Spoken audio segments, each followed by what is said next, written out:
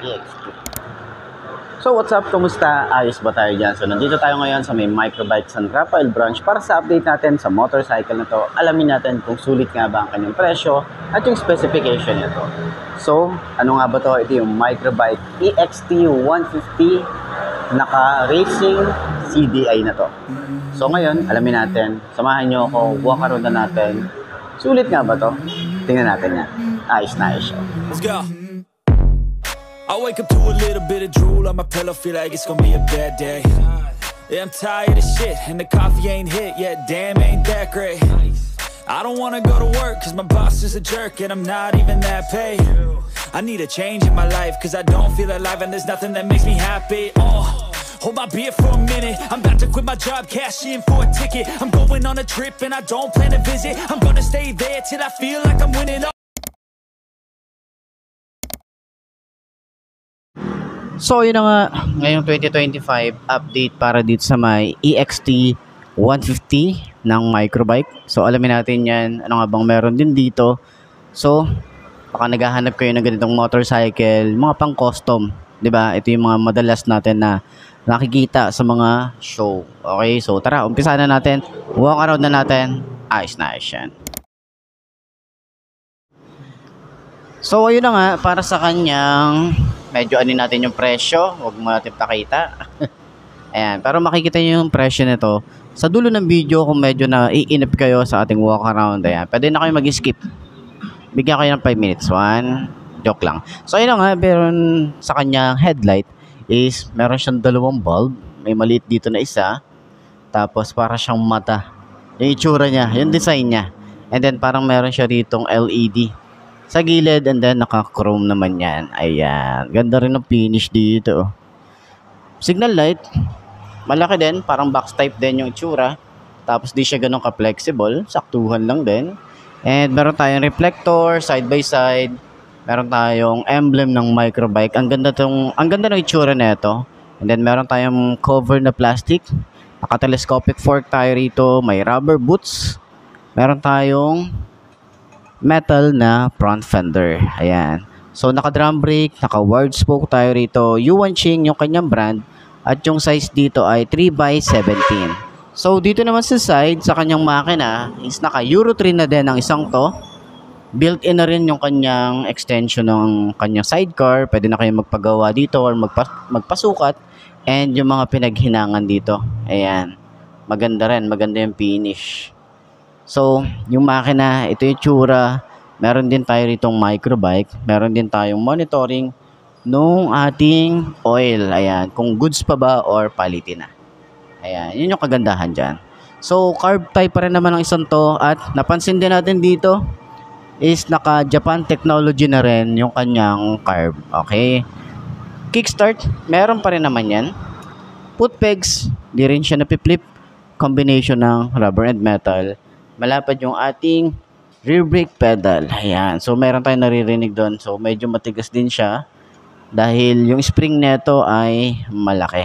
Ayan. So, dito naman sa side, yung kanyang battery. Okay. Tapos, yung kanyang tambucho is malaki din at mahaba rin. Siyempre, meron din tayo ritong cover na metal. And meron tayong swing arm. Foot pegs para sa angkas. Naka-round style and combination ng rubber and metal. And dito naman sa kanyang shock is naka-adjustable din. Pwede rin kayo mag-additional na dalawa pa, kabilaan, kung pang ta-tricycle nyo siya. Okay? So, naka-drum brake dito sa likod, naka-wide spoke. At yung kanyang size ng gulong ay same lang din sa harap na 3x17.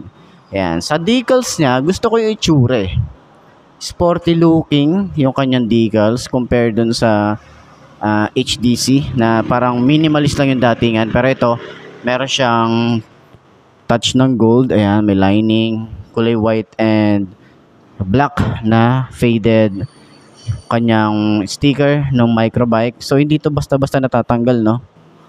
Okay, kasi naka-ano na siya, nakasama na siya dun sa pintura. Ayan. So dito naman EXT 150, 5-speed na isang to. And then CDI racing naman ang isang to. Ayan. Compared dun sa HDC na naka CDI lang. So, gas tank natin, malaki din. Ito nga pala yung decals, oh. Ganda ng decals, di ba? Yan. Sa gas tank natin, syempre, sinususian pa rin naman to. Pag yung mga gas tank natin nasa labas, kailangan talaga siyang sinususian para at least sa parking, hindi siya basta-basta mabubuksan ng kahit sino. Handlebar natin dito, naka-upright position, and maganda rin yung finish. Okay? Tapos yung kanyang panel gauge ay naka-box type naman to. So, complete details naman, nandito na yung kanyang speedometer, odometer, gear indicator na neutral yata, nasa taas. Ay, ito, neutral. Tapos signal light, pag naka-high beam. And then, dito naman is logo nila. So, sana dito, ilagay nila dito yung tawag dito, voltmeter, 'di ba? Maglagay sila ng mga ganun. And then USB charging port additional, 'di ba? So, 'yun, yung mga upgrade na gusto natin. Syempre, dito naman sa kanya ignition, simple lang din, pati yung susi niya maliit lang din. Switches, same yung kanyang quality nito. 'Di ba? Metal yung itsura. Hindi katulad dun sa mga ibang nakita natin na iba yung itsura ng kanilang mga switches. So, meron siyang park light, headlight, electric starter, lever, malapad din ang isang to. Meron siyang rubber na ganyan. Front brake, smooth naman. Yung grip natin, payat lang din. Yung throttle natin is malalim. Yan. Pero mukhang responsive to, ah. Ayan, oh. Side naman, clutch natin dito. Smooth lang din. Mayroon din tayong rubber na ganito. And signal light, busina, high and low. So, sana dito built-in hazard and yun, flasher. Baka pwedeng lagyan ng flasher, di ba? So, ayan. Sa upuan, macho din siyang tingnan. Malapad din. Meron din tayong microbike dito. Ito yung itsura. Maganda yung leather na ginamit din dito. Meron din tayo ditong bracket para sa top box. Goods na yan. Signal light natin dito, pa-box type din. Hindi siya ganong flexible. Pero ingat tayo dito sa mga batang makukulit. Baka masagi. Rear fender, metal naman ang isang to. Meron siya extension na plastic. Yan. Sa ating taillight, meron siyang LED sa taas. Bulb type yung baba. And then may reflector na rin yan. Meron tayo ritong lagay ng plate. Sa side naman, meron din tayo ritong chain cover. Ito medyo flexible. Tapos yung kanyang sprocket size ay 45T. Ayan. Ito naman yung kanyang makina at yung design. Okay din ang isang to. Tapos naka dual head shifter din. Maganda rin yung tapakan. Foot pegs okay din. Goods din. Ayan yung itsura. So, ngayon, sakyan naman natin ang isang to. Kung abot din ba ng 5'2" na kagaya ko ang motor na to. Ay, siyan. And this is just the beginning. I need a big change, help me feel like living. I need a big swing, home runs I'm hitting, and I'll never look back, moving on till I get it all. And we all got dreams, we all want things. But what you gonna do for it? How you gonna move for it? What you gonna be? And do you believe you can do anything? But what you gonna do for it? How you gonna move for it? What you gonna be? So, yun na nga, ngayong 2025 update para dito sa EXT 150 upuan natin. At para naman dun sa mga naghahanap at mga nagtatanong ng mga update price ng mga pan-tricycle na kagaya nito. So, ang height natin ay 5'2", baka meron yung mga 5'2" na gustong bumili ng ganitong motorcycle. At least meron tayong reference kung abot ba ng 5'2". So, tara, side stand muna natin. Yan, medyo hindi nga lang pala naka-lobo. Yan, medyo flat yung ating ano rito, yung gulong sa likod. So, ngayon, 5'2" ang aking height. Ayan. So, ayan.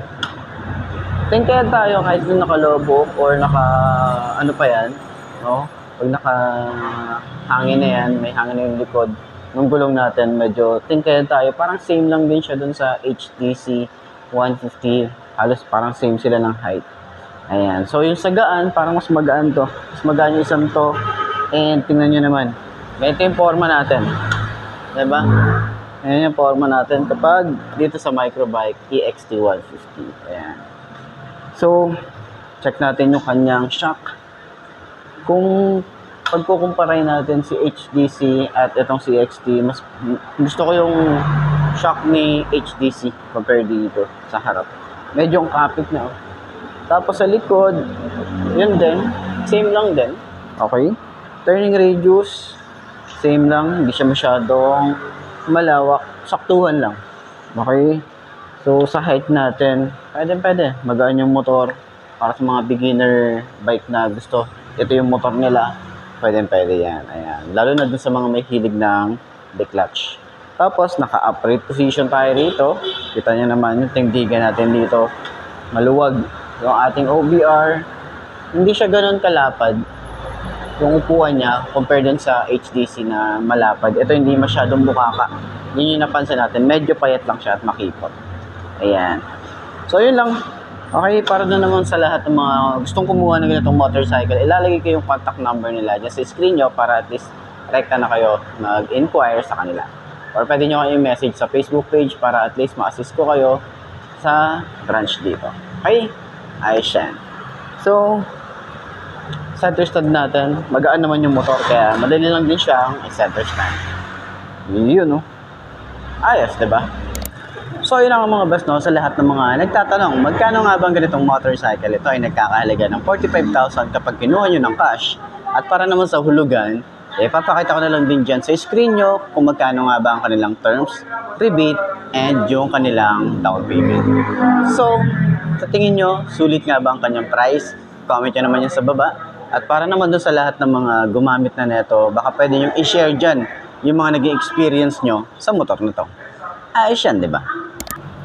So, ayun na mga best, no? Ito na ba ang motor na babagi sa'yo? Kung ito na nga ay markahan mo na yan at mag-subscribe ka na sa aking YouTube channel, i-click mo na rin yung notification bell para updated ka sa lahat ng videos na upload natin. Dito araw-araw, so laging tatandaan, wala sa brand ng motor ang tatagal niyan.